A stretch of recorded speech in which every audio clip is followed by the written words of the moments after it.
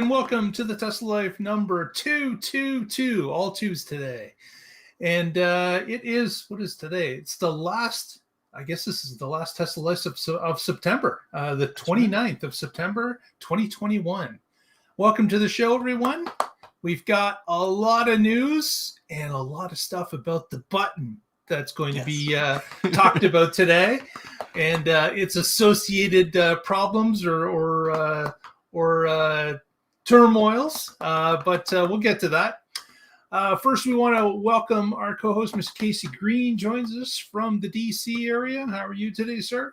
Doing pretty well. It's definitely fall weather and fall daylight hours. Oh my goodness. It's autumnal out there. Do you remember that there was still some daylight at like 8:45 in the evening? And now that's long gone. Long gone. It's getting real dark by 7 now. So we're heading into that winter season. There is no doubt about it. Definitely. I'm not looking forward to the cold, but I do. Fall and winter are actually my favorite seasons because no bugs. You don't have to worry about cutting the grass and changing stuff. But in the winter, you got to shovel snow, so it's like, yeah, don't have to shovel water all that much, but snow, it gets heavy, definitely. Yes. Especially when it's mixed with water. That's the worst kind of snow. That heavy snow is no fun to move, as you very well know. Definitely. Well, let's get started. I've got a bunch of stories. First one, we're going to talk a little bit about India. Tesla, of course, has been making some test runs in India. And we know that they have been speaking to the Indian government. And the Indian government has been coming back to them about, hey, we need you to build a plant here because we want you to employ people. We want you to build the cars here. And then we'll drop our excise tax. And Tesla's been negotiating back and forth. But what I wanted to talk about today is with the road tests that they have been doing in India, some information has come back in this article from Drive Tesla Canada, where they've talked about that maybe the Model Y may be the first vehicle to launch in India over the Model 3. And why, you may ask, is because apparently road conditions are not all that great when it comes to clearance in India.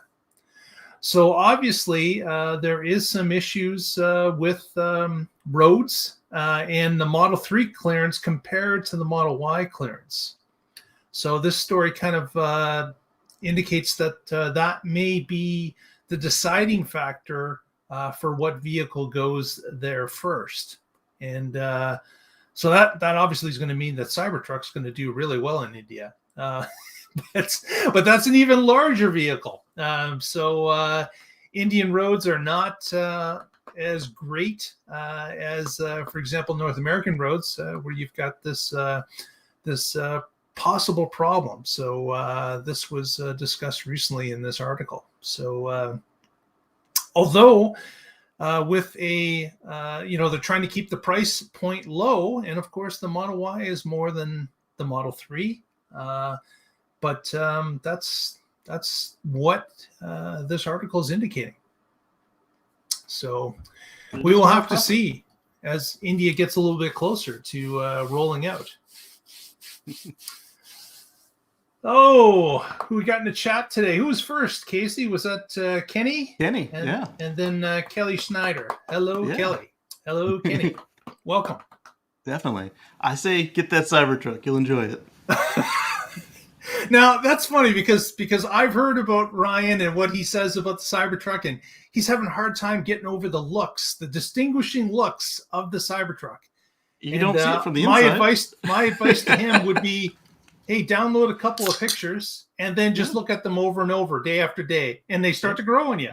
Because I was of that mind too. When I first saw it roll out on stage a number of years ago, when it first came out, I was like, man, that is crazy looking. And I heard so many people say that, but after a while, it grows on you. It really does. It does. So keep that in mind. Yeah. So I think that with starting with Model Y in India would get them two things. One, it doesn't appear that the Model Y has had the ground clearance issues, and two, right now while they're still battery pack constrained, that will allow them more profit and since it's more expensive, it will allow them to kind of match supply and demand better. Kind of like they've been doing here in the States, where they just keep jacking up the price of the X and the S to hope people stop buying them for a little bit. Yeah, like obviously there's no shortage of them being able to sell cars. Right. In fact, it just seems to be getting worse. And as Casey and I and Patrick, who's not with us today, have indicated, we think this is only going to continue until Berlin and Texas come online. Is really what I think. There we go. Pictures are going on the walls. There you go. So that is something that we see is not going to change until those new factories start to come up and online, because Tesla is selling absolutely every vehicle that they can make, and even beyond that, as we see the waiting times are increasing. Yeah, and then they've shown us and told us that their priority is Model Y. The Berlin factory is starting with Model Y. The Texas factory starting with Model Y. The China factory has gone all in on Model Y, and I bet you that as soon as they get some more space in Fremont, they'll just continue building Model Y there. Right. Yeah. So, well, with that, on to our next story, and this is about some insurance. Yeah. And Casey's going to let us know where Tesla insurance is probably going to show up first. So, from what we can tell, based on regulatory filings and statements from Elon and a little bit more, it's looking like the Tesla insurance is going to first appear in Texas and New York. And we're looking at Texas next month and New York probably early 2022, assuming that everything goes smoothly for them. It's already available in California and I think one other place, but it's not the same product that we're going to be looking at here in Texas and New York, where they're going to be real time, where your insurance could change up to 50% each month, but you'll get a warning first. And it's going to be based on your driving. So if you start driving better, you can get a warning that your rate is about to plummet. Or if you start becoming a jackleg, you can find that your rate is going to go through the roof. Yeah, if it can go one way, you can go the other way too. Get it? Yeah, absolutely. So they're probably going to be using the same thing that we'll be talking about in another story shortly. That Tesla is going to be examining with all the metrics in the car. They're going to be able to know how effectively or poorly you're driving the vehicle, and if that information changes, that's going to affect your Tesla insurance rate too, because it's hooked directly to it, and it will run the simulation every month and indicate what your rate is going to be based on the driving history that the car has recorded. So I don't know. This is, especially in the early days when some of those insurance companies wanted you to attach that dongle to your car, so they could collect that information and then do effectively the same thing of what Tesla's doing with its standard equipment. I was like, geez, I don't know if I want my insurance company to monitor me. I don't know if I want them to record it and have a history and look over the past months or years of my driving abilities.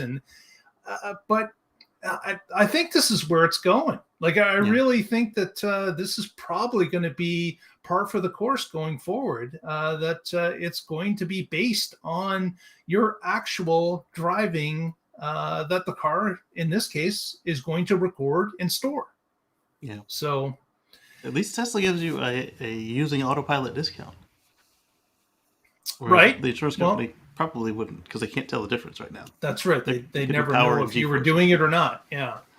But it's that's kind of interesting. So Texas first, and then New York possibly in early 2022. So we'll have to see, because when it rolled out in California, and you did mention, Casey, that it is a different system, so it's a different insurance system. But I remember that there were large amounts of people that were on both sides of the insurance in California, saying it's an increase for me. Up. Right.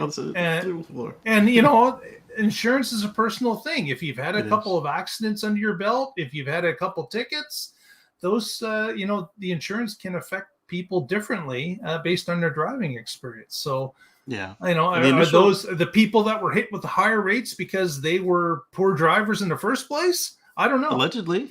But the initial rollout of the Tesla insurance product in in California was there's a reason they didn't roll it out nationwide. At first, they were just basically acting as your employer does and getting you a group discount with whoever their providers were, and then they started to massage it a little bit, and then now we're starting to see what was actually promised, where the car is tattling on you, and that could be to your benefit or to your detriment. Right. Well, that's going to be something to watch as we get a little closer. And it is still optional. You can use your own insurance company. But if you like what Tesla's offering, why not? Well, having a quote from them would be interesting to see. Certainly, Exactly. There's nothing wrong in seeing how the rates compare to what you currently have, and everybody shops for rates. So I can definitely see. Cool? What's that? Put it in the app. Be like, hey, here's your safety score, and here's what we. By the way, if you'd like to go with insurance for us, this is your 6-month rate right here. Yeah. That would be interesting because, Casey, you've hit it on the head. That's definitely what they're going to do. They are definitely going to do that. Yeah, and just send you these nice little reminder alerts that, hey, you could be saving X because here's our rate. Exactly. So. Very good. Well, another Tesla factory of sorts has broken ground, and this time it's in California. So in California. Yeah, that's right. They were. They have, and we've talked about this. And what's the city in California? It starts with an L. They're the funnest names to say. This one is Lathrop.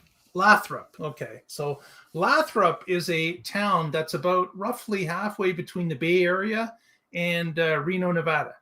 So it's along that corridor about halfway. So I would say it's about an hour or so either direction. What is interesting to see here is that this factory that they've built apparently is going to be for mega chargers. So Lathrop's mayor actually was the one that kind of broke the news, and it indicated that he was happy that Tesla had chosen his community to build their mega power pack location in his town. And then there was a follow-up later where it was showing a picture of a bunch of people with golden shovels digging into some dirt, and behind them mega charger was sitting on a transport truck trailer. So this apparently is the start of the rollout of a particular location that's going to build these new mega chargers. Now, what's interesting here is that about an hour down the road towards Reno, we've got ourselves Gigafactory 1, which is underutilized, which has not been built out to its full size.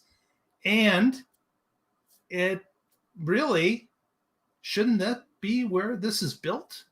So that was my question as well. Is it a matter of that Gigafactory 1 is able to meet its goals with less footprint now, or is it that they can't hire enough people to make it worth building the rest of the building? Bingo. That's what many critics have said about Gigafactory 1 to begin with. If you build a factory out in the desert, you're going to have problems getting people to come live around it so they can work there. Yeah. And in this case, we've got a factory, a huge factory, which requires a huge amount of people. And it's not close enough to housing, to entertainment, to food. It's out in the desert. Now, exactly. I've driven from Reno to the Gigafactory. It's not all that long. It's just down a major highway, a few minutes. Maybe, now that I think about it, maybe it was 25 minutes or so. But apparently they just can't get enough employees to go live in that area to work at Gigafactory. So they are rolling the dice here a little bit and say, move this particular part of the factory in towards California, and we should have better luck in hiring engineers and such to come work at it because it's closer to where they live, or it's closer to a major population that we can draw from employees from. So it's Yeah, that's basically it. So Gigafactory 1 is looking more and more like, it served its purpose. It started to anyways, but It's met its goals. I mean, it's doing the 35 gigawatt hours they promised. It's certainly producing batteries, but if they've taken a little parcel of it and put it elsewhere, that the writing's on the wall. I don't think they're going to be they're not going to expand it. I doubt it.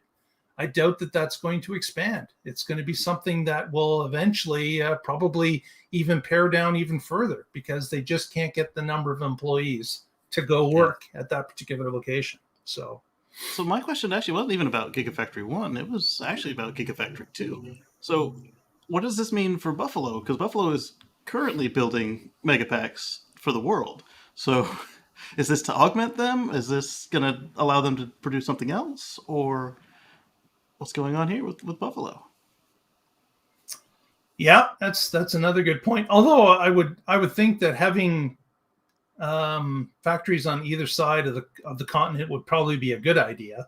Yeah, I mean, for that would be logistics. awesome if they could ship to Europe and over the Atlantic from New York, and they could ship to Asia and the Western U.S. from California. Exactly. So, I mean, I don't know. I've always said that I would love to see in the Buffalo area for that to expand and even get into building vehicles, because Tesla does need some sort of presence in the Northeast, and with such a large population and people buying vehicles there, that I would think that and there's a workforce there. It is part of the traditional Rust Belt, so there are a number of different employees that are available for those areas, and putting something up in that area, or Erie, PA, or Northeast, like Cleveland, Ohio, something like that would be, I think, ideal. They would have the employees, and they would also have some expertise, and they would have the location. So, and shipping, it's right there on the water. Exactly, right there on the water is exactly right. So, we will have to see. To see. But let's get into the main story today. Of course, that is the button, which did show up late Friday evening. It showed up on Saturday. So, Casey, when you saw the button, when was it? Well, I was asleep because I stayed up till 3 in the morning. No, 4. It was 4 in the morning. I stayed up waiting, and then I fell asleep at 4:30, and then I got a text from the car at 5:25 or so. I was already passed out asleep. So first thing I did when I woke up was just manually update it from the phone, and then went back to sleep. But when we got in the car, I did a little video. Same as everybody else, point the camera at the screen, but I knew that everybody else was doing that, so I actually started one of my deep dives just into this, rather than because you've probably already seen 200 other YouTubers. Oh, here's what you click the button, haha.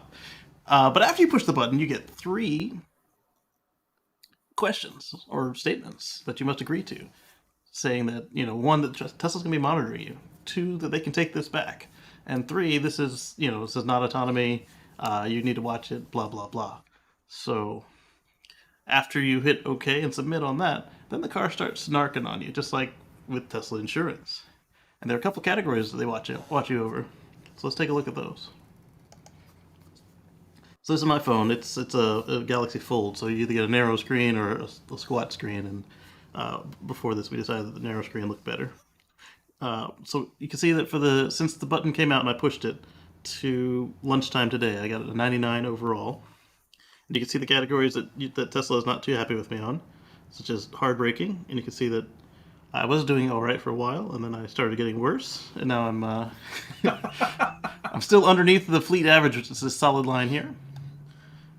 And then we can look at another category, and we can see that Tesla really thinks I'm an aggressive turner.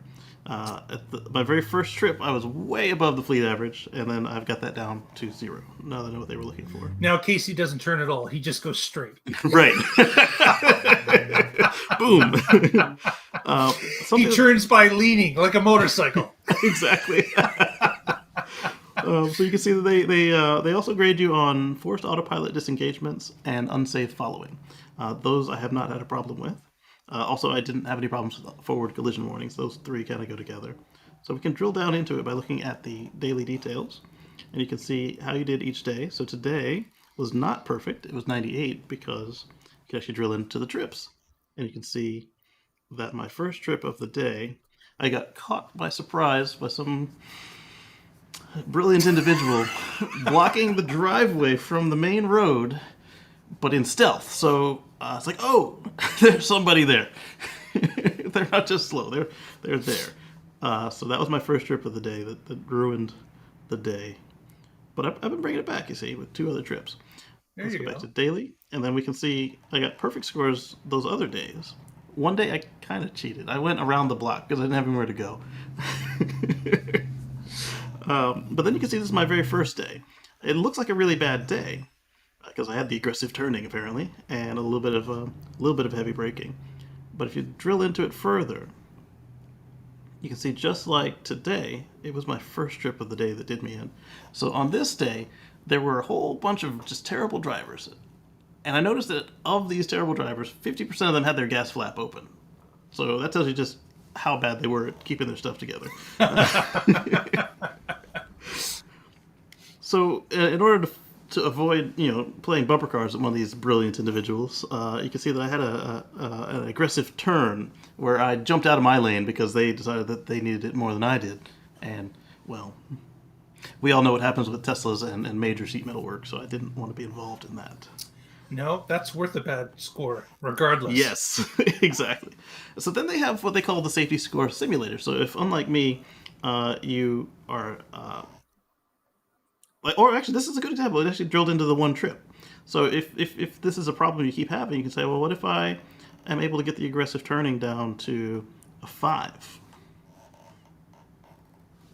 And then they update it. That'd be a 97. So this is like a test area where you can kind of say what I can improve upon, can show the scores of what it would be. Exactly. And so here it's like, well, if I eliminate the aggressive turning, which as you saw I did do, what does that do? That takes me up to a 98. So then what if I get this down to 0.2% of hard braking, because this is DC, That gives me 100. Look at that. So I just need to not get my hard braking as high as I need today. So you have an issue with hard turning. Aggressive. Well, not anymore. Now it's hard braking. But the aggressive turning, what did you find was the difference between aggressive turning and non-aggressive turning? What's the difference? So what Tesla considers to be an aggressive turn is anything more than 0.4 Gs sideways. So what I started to do is I started pretending that I have for general, I pretended that I have a bowl with a marble in it that's spinning around, and if I make the marble come up out of the lip of the bowl, then I lose for the day, right? And then that's still too aggressive of a turn for Tesla. So what I started pretending is that now there's somebody in the middle back seat behind me with a weapon, and they've just been through back surgery. And the weapon is aimed at me. So now I just go a little bit slower in my turn, and I'm good. So that would be the way to avoid the G's, would be to slow down the turns. Way down. No more up on 2 wheels as you're cornering. I was never on 2 wheels, but remember the Model X has really fat rear tires, and then the front tires are as big as some sports cars. So it'll stick, and so that's why I was a bit not understanding what was going on. Generous with the throttle as you were going through the corners. Right. So as I'm going into the turn, I'll start slowing down before I get into the turn, and then at that point I just maintain whatever momentum I've got. Just keep the pedal where it is, maintain it, come through, and then as I'm exiting, just hammer it again. Hit the lightning pedal. Well, hammering it's probably not a maybe good not thing hammering to do. it. Yeah. Probably not a good thing to do. Yeah. But if I had an acceleration after that, or a braking after the turn, then I would continue to accelerate or brake after I'm no longer got the angular momentum going on.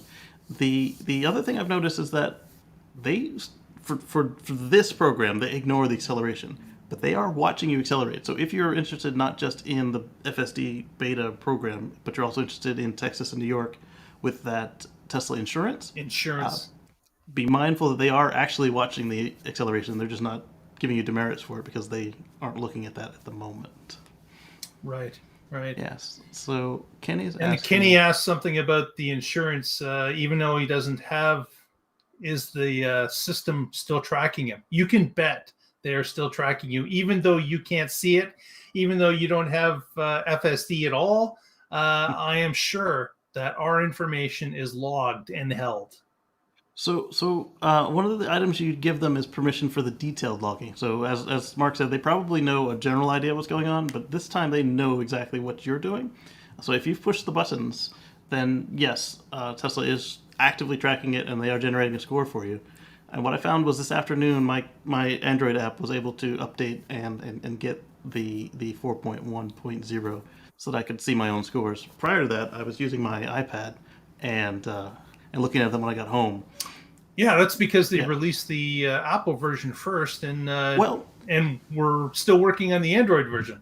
They released them both at the same time. This happened when we got the new UI as well. They both came out together, but something was just not right about the Android, and they pulled it. And that happened again this time. But at least this time it was only 4 days and not a whole week. Right. Because can you imagine, like, if you had no Apple devices available and you know, your 7 days had passed and there was zero chance at getting back in. You'd have no idea what your score would be, and you would have no idea what to correct or work on. Yeah. That would be a problem. Gook is asking if I can engage Sentry from the phone. Absolutely, I sure can. It's on the security page on the main page, but my address is on there, so I can't show you. Yeah. And then Zach says hello. Hello, Zach. Yeah. So with that, that's some interesting stuff. Did we talk? Do we have a story about what comes next with the button, or can I go ahead and talk about that now? You can go right into that.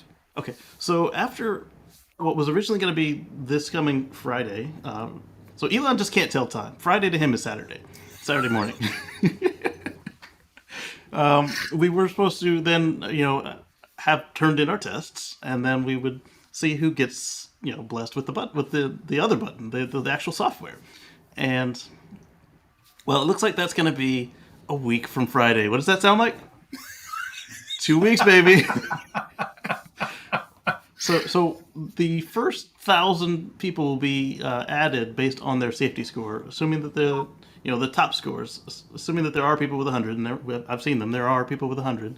So the first 1,000 people get 100, and then so on, next 1,000, and then when they run out of people who get 100, they're going to move down to people like me with 99, 1,000, and then 98, and so on.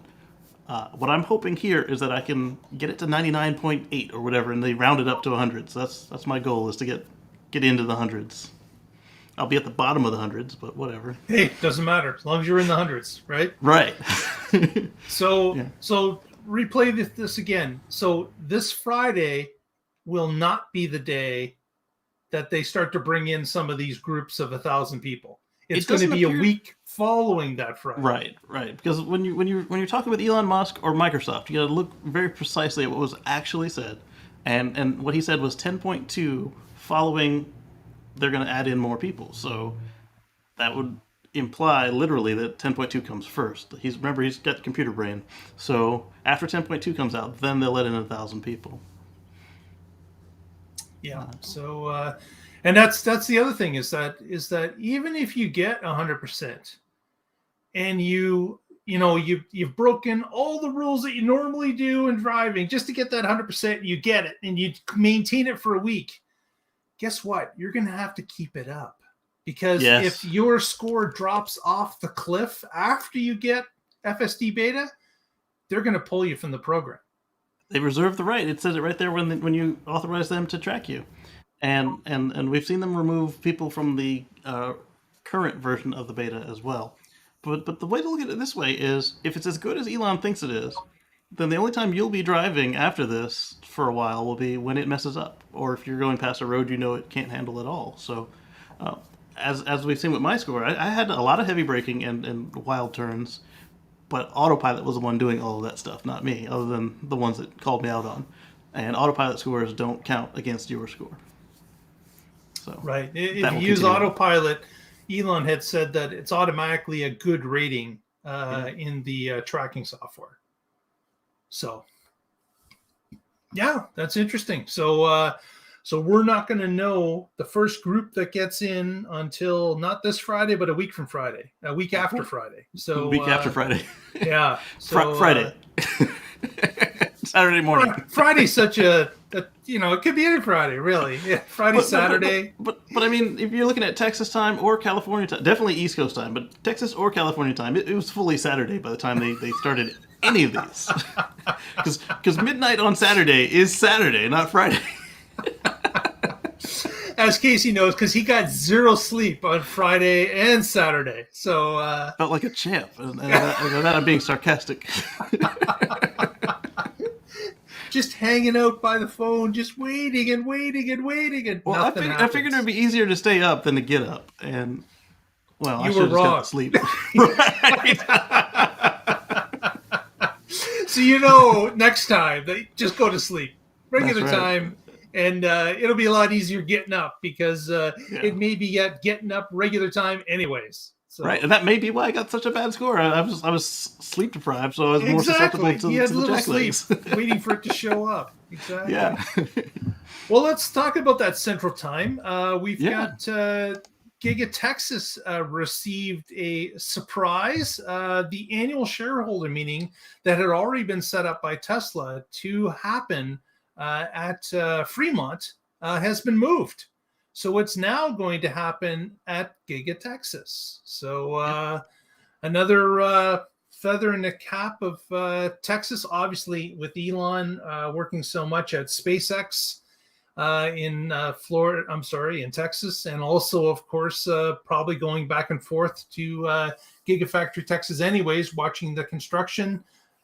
He would rather have it closer to him. So that's where it's going to be. Now, whether or not this is going to move around at all, or if that's the last time California sees it, I guess we'll have to watch. But we do know that Elon was not all that pleased with California a little while back in the first and second wave of the pandemic, and some silly California representatives even, egged him on with a few comments here and there on Twitter. And so we'll have to see. Is California starting to appear in his rearview mirror? Although we have to say the Megapack new factory is being built in California. So it just may be semantics. We don't know. We'll have to see as time goes along.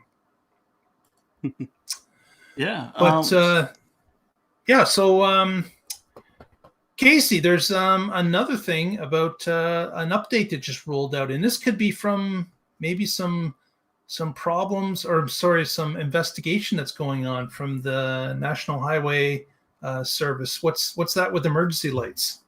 Yeah. So, wait, is this another story, or are we just talking about? Yep, another story. Oh, okay, well, I wanted to talk about the Texas thing real quick.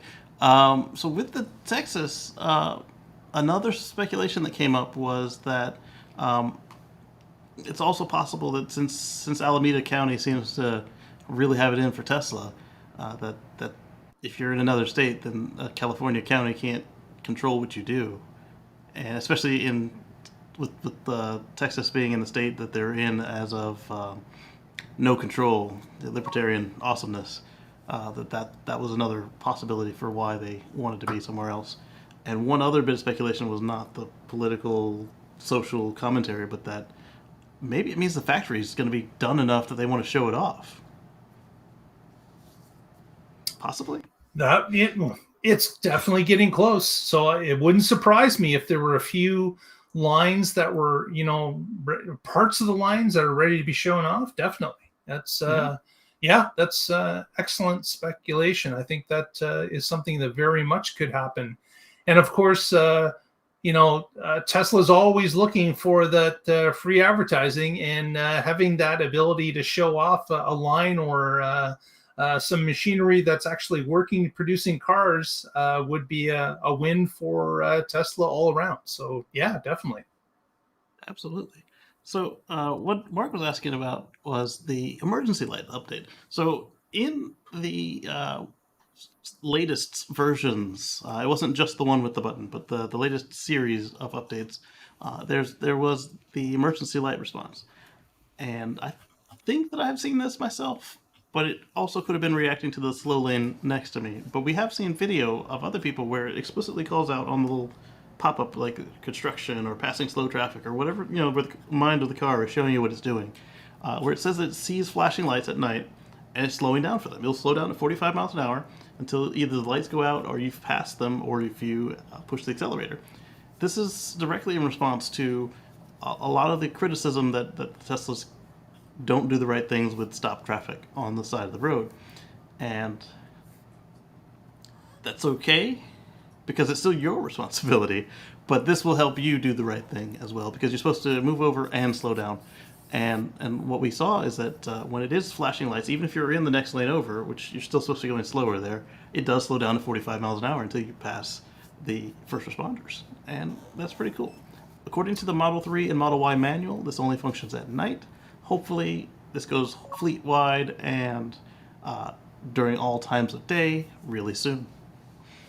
Well, that's the thing that they've had a problem with. It's not necessarily just at night, but there was an issue with hitting vehicles in the daytime as well. Vehicles that were stationary at the side of the road.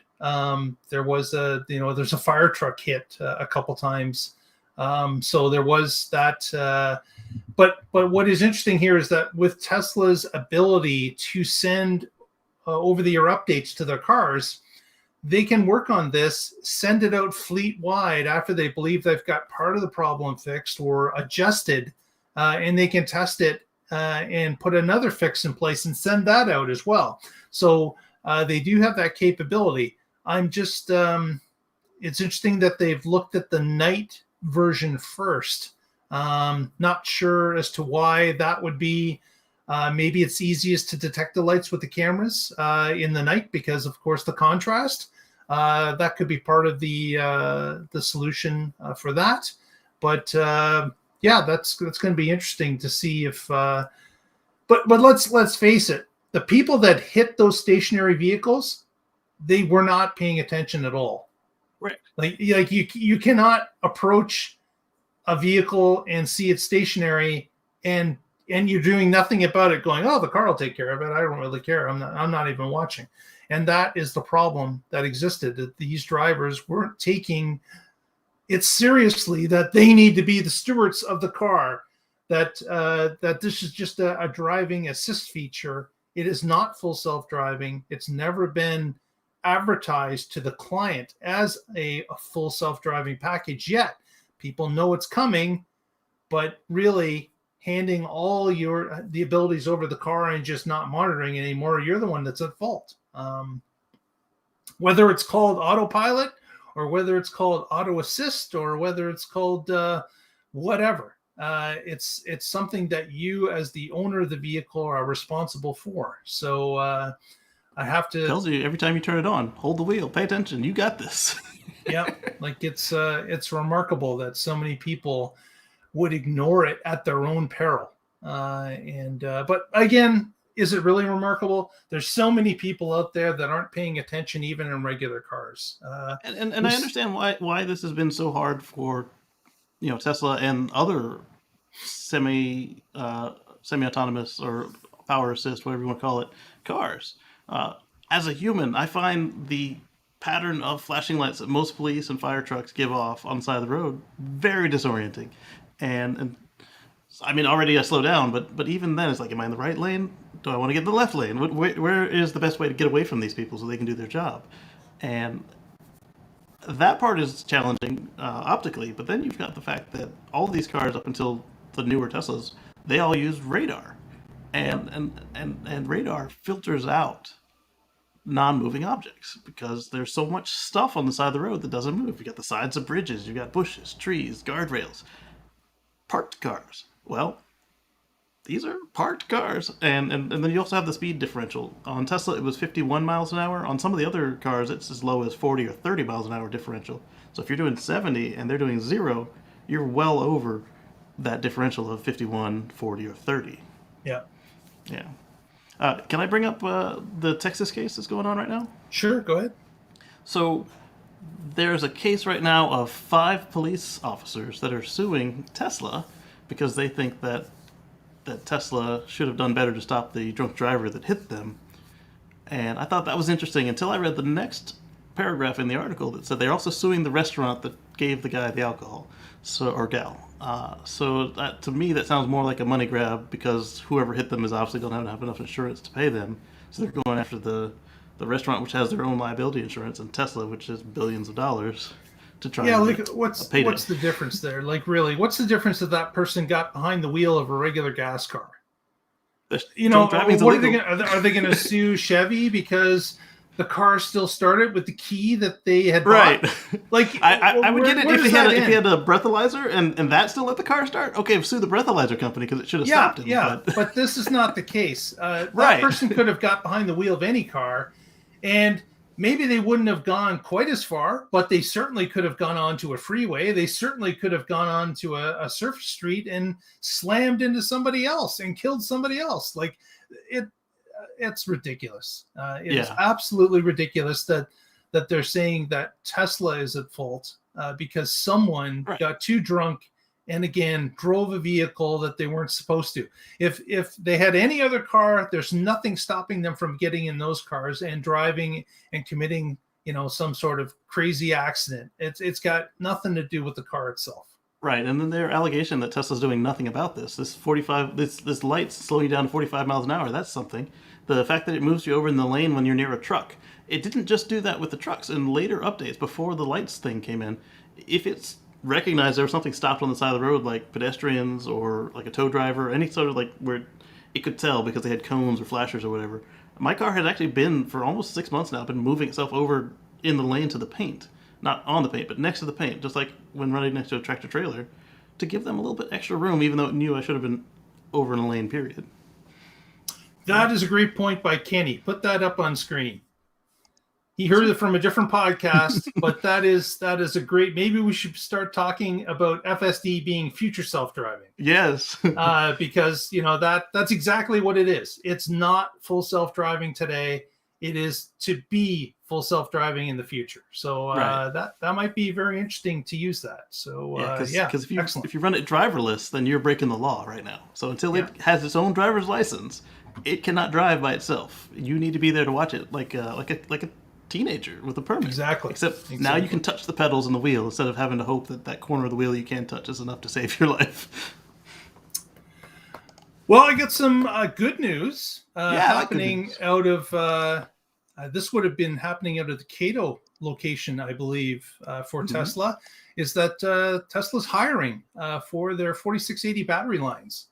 And that is important because, of course, we know that the battery constraint issue, and of course, it's tied to the Cybertruck, it's tied to the Semi, it's tied to the Roadster. They all need the 46. Yeah, they all need the 4680s. And the Model Next is not going to exist without the cost efficiencies of the 4680. So having Tesla advertising that they need more employees for the 4680 line is great news. That obviously they're comfortable with the amount of batteries that are coming off and the different configuration of those batteries. So they're happy with the chemistry. They're happy with how they're turning out. So starting to ramp up, and that is fantastic news that we can start getting some of those 4680s into actual cars.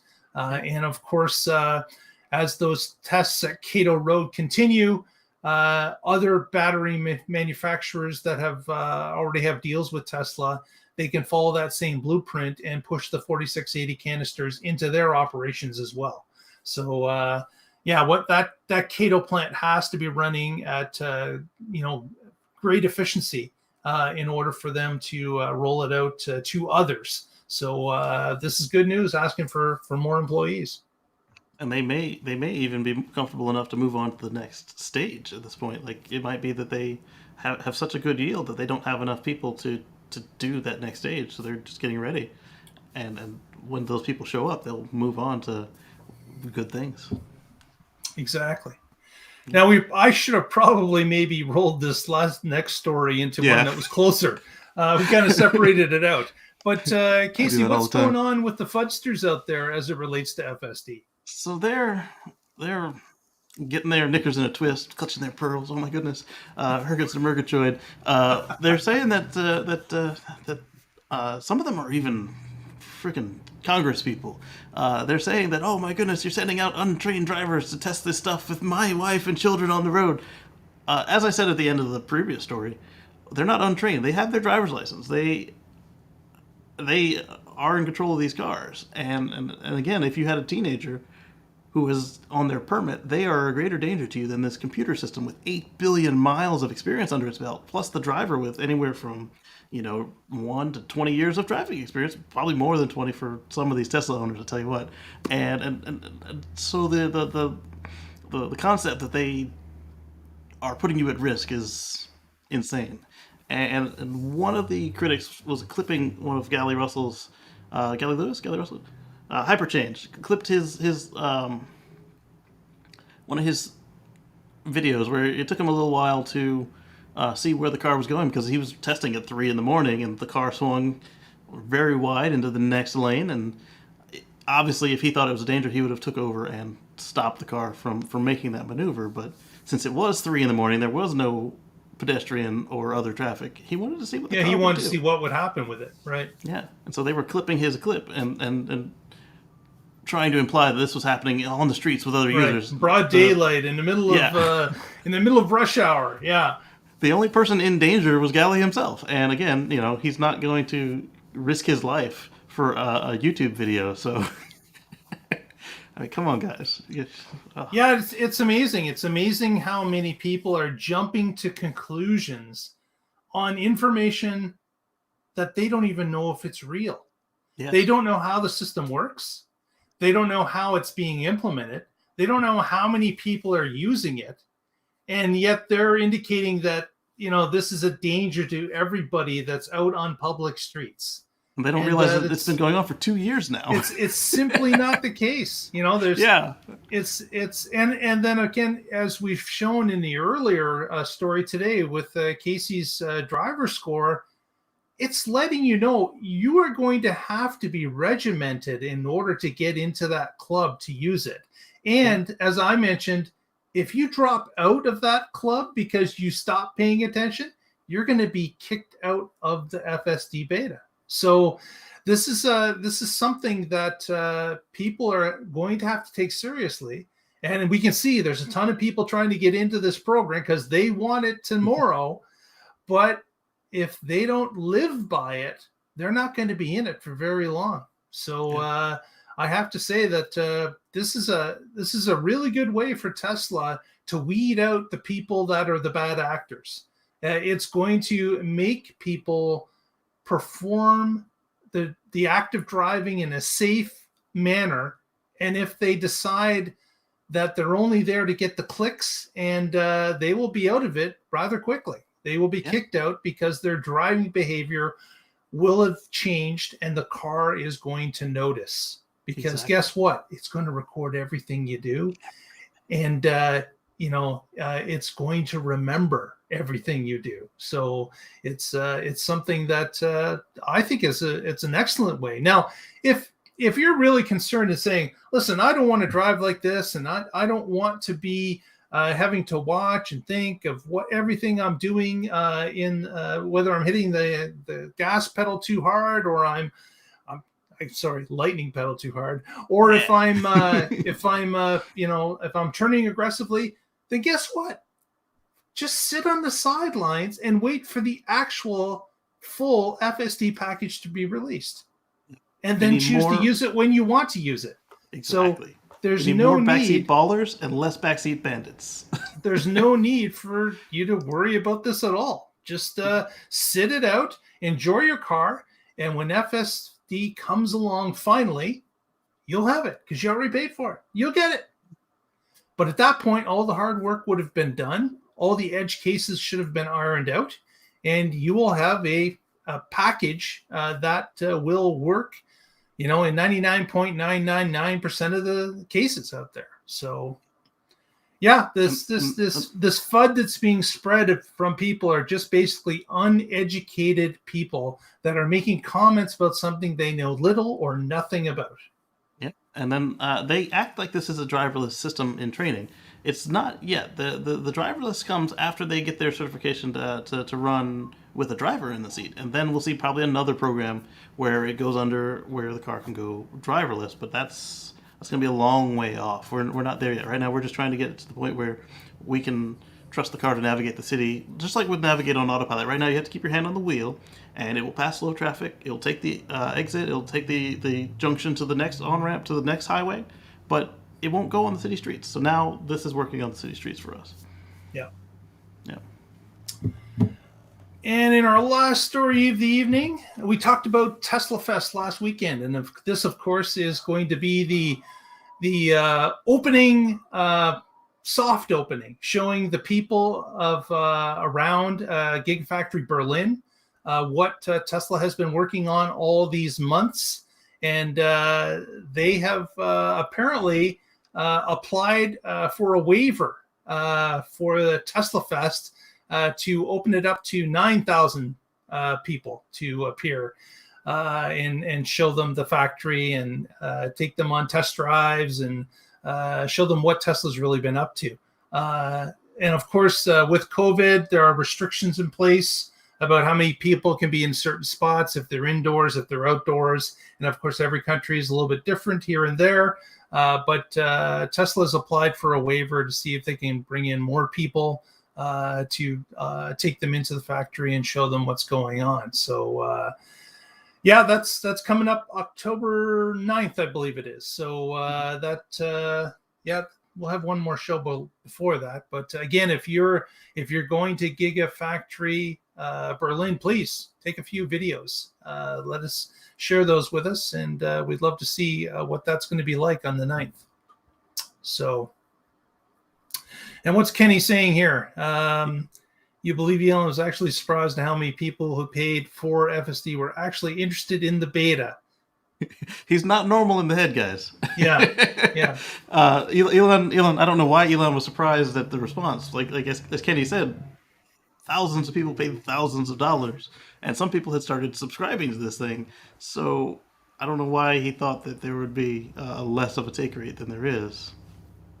Come on. Yeah, because let's face it, the Tesla crowd is typically a tech crowd, and they're willing to get the beta and the alpha versions and play with it, just like they are with their computer devices and operating systems and programs and such. So that's not a big surprise. Absolutely correct. But again, the argument has been raised also that people are demanding that they should get it regardless of their driving. And you know what? Not yet. That's not what you paid thousands of dollars for. Right. You paid thousands of dollars for the actual package, not the beta. Product. Yeah. So guess what? Just wait. You'll get the finished product. But the way to look at it right now is aside from the fudsters, this is a nascent system. It is learning from us. So do you want it to learn from the bad drivers, or do you want it to learn from the good drivers? And then when regular Joe Blow, then when we expose it to the bad drivers, we'll have a reference point. Exactly. Yeah. We'd much rather let the good drivers take hold first. Definitely. Absolutely. Yeah. This is gonna be fun, though. Yeah, absolutely. It's going to be a journey. It has been a journey, but we are getting closer to the goal line. So, and we can see that there are some definite milestones that have been met, and more are coming up. So, this brings up a point. I don't know if it was us or somebody else had speculated that perhaps since this was supposed to come out on Friday, that it might have meant that they got to realize some more money before the end of the quarter. And well, if that was the case, it's going to be thoroughly into October, so that won't count.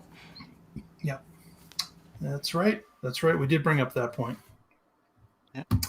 With that, if you haven't already, please give us a thumbs up at this point. Press that subscribe button if you haven't already. That helps us out, gets us in front of more eyes, and supports the show. We would really appreciate that. You can also follow us on our social platforms. On Twitter, you can follow us at the Tesla Life. And of course, our Facebook feed is the Tesla Life #1. And you can keep up to date throughout the week of the changes that happen as Patrick and I report on those stories and topics as they come to light. I'd also like to thank Casey for his help with the live broadcast. He has guided us through this, which we had a few bumps here and there, but it's starting to run pretty smoothly. So way to go, Casey. Oh, yeah. Excellent. Thank you. Excellent job. Yeah.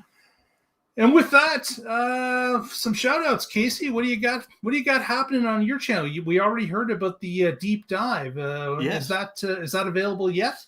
It's not available yet. I've got all the files in the computer. I've got them lined up. I got to trim out like police sirens and my phone rang. So I just got to trim those out. And then what's going to be in that is going to be my tips for how to get a 100 score. And of course, my regular deep dive look into how this system functions. I'm going to skip all the driving. I'm going to do all of my other summaries for the other car or the other software, and then just put all the driving after the fact, because it is 5-10 minutes of the car driving down the road. Some people are interested in that, some people aren't. And you can find that at youtube.com/Casey Green. That's KACEY GREEN. And if you liked this format, on Sundays I do Not Just Tesla like this for about 1 to 3 hours. So just pop in and out as you got time. That's pretty wide. Well, when I run out of stories, I'm done. And when I'm not, I keep going. Yeah. Or you can catch it after the fact and fast forward through it. At some point, I'm going to start putting chapter markers in them. And now that I am changing employers, I should have more time in the evenings to do stuff like putting the chapters on there. So it should make it easier for you guys to speed on through it, because I know everybody else has got a life. Very good. Very good. Also, I wanted to indicate or remind people that this, of course, is the last week of National Drive Electric Week. And if you've got an EV chapter close to you, why not go down to the NDEW or National Drive Electric Week website, click on the map for events, and check out and see if there's an event happening near you this coming Saturday or Sunday. Is typically will be the last ones for this year's National Drive Electric Week. So please give some support to some EV groups in your area. If you happen to be in Waterloo, Ontario, our event happens this Saturday. So I know Casey will be there. He's going to get in the car tomorrow and start heading in this way. But we probably won't have people of that long of a distance showing up. But if you're in the Waterloo region area, feel free to register on the NDEW webpage, and we'll see you on Saturday. So with that, we want to thank everyone for watching this evening, and join us next week, and we will find out together what is happening in the Tesla life. Good night, everyone. Have yourselves a great week. You're muted, Casey. You're muted. And perhaps Patrick will help us bring about a future free from fossil fuels. Boom, boom, boom. Absolutely. Patrick will be here next week, hopefully.